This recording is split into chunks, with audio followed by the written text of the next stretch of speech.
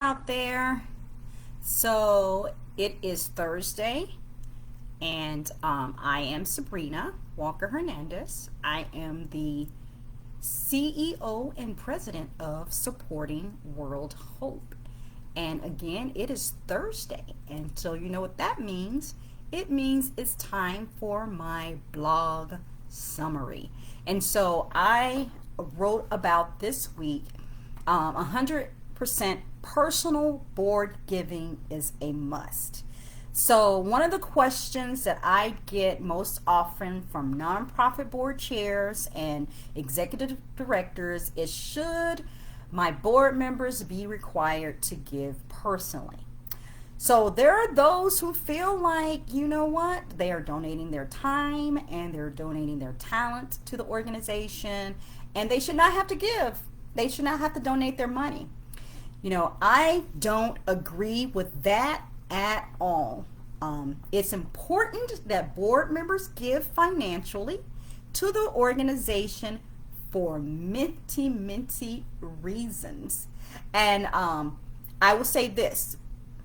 One of the reasons, and several of the reasons are this. Board members are considered family to the organization. And as such, they should lead the way for the rest of the community. They should set the example. So 100% of board giving shows their commitment to the organization. That is important because several grant-making foundations will not give unless 100% of the board is invested in the organization financially. You have to keep that in mind.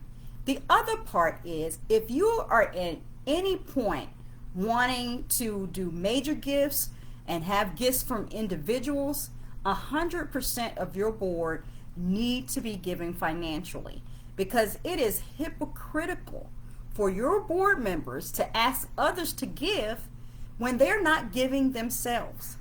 So some boards have a minimum amount that they've established that they want their board members to give, and other boards may choose not to have a set required amount because they don't want to limit giving for those who could give more. Another practice is to require board members to give a donation that is a meaningful gift for them.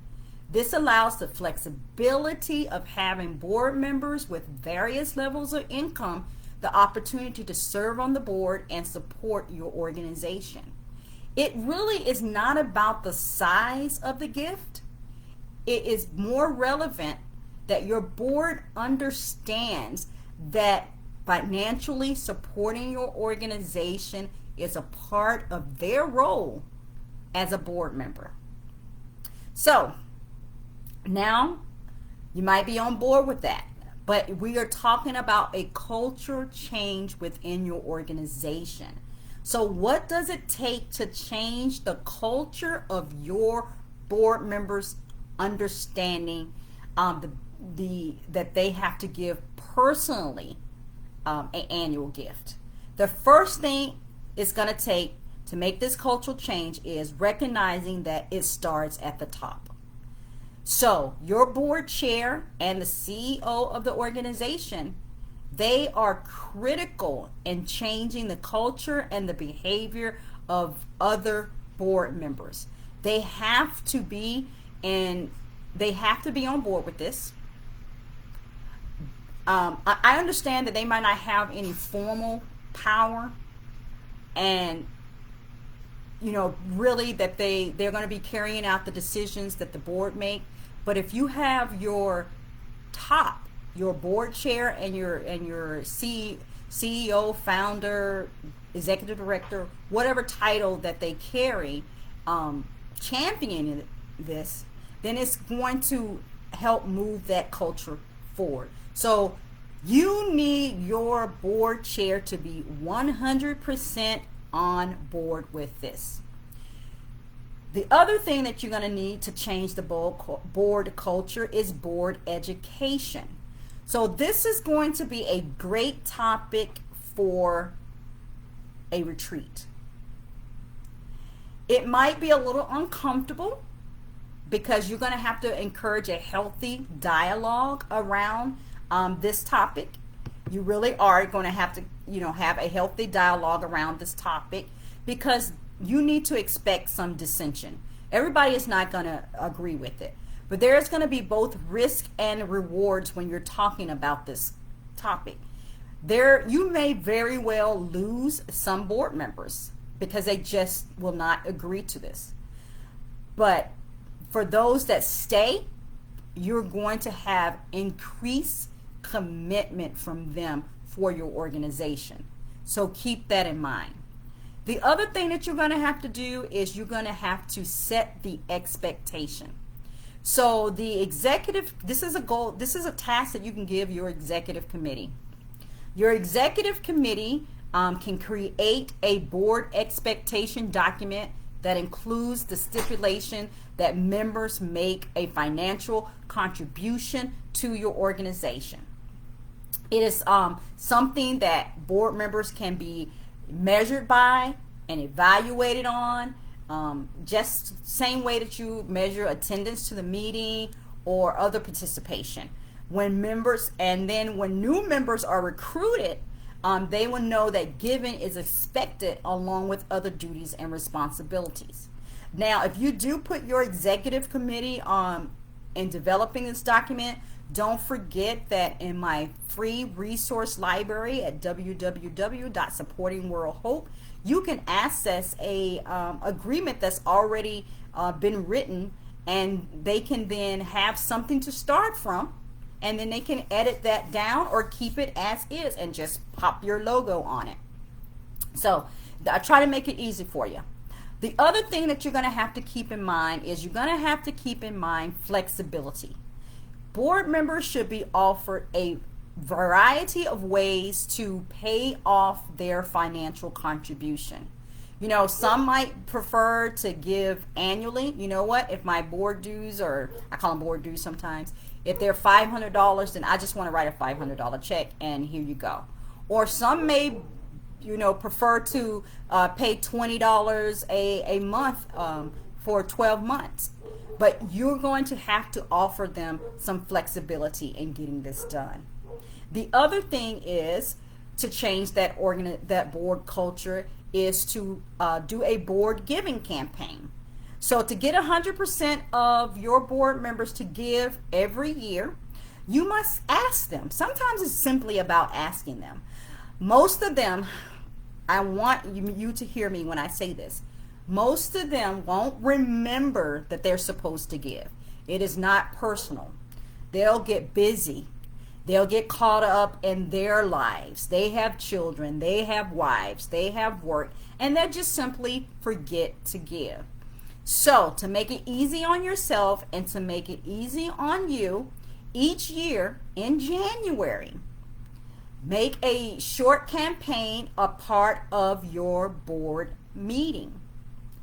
At that board meeting, what you're going to do is you're going to pass out the board member agreement form where it lists board giving as one of the requirements.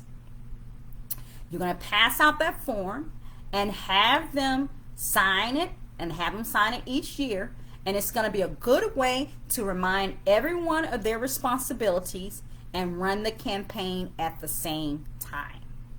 So, let's acknowledge one thing. Let's acknowledge that the culture must be cultivated, and it takes time. So try not to get frustrated in the process. You have to think positive as the executive director or the CEO or the founder, and you have to be supportive of your board member to help them try to reach that goal of 100% giving. But if you put some of these things into practice, you will eventually reach 100% board giving.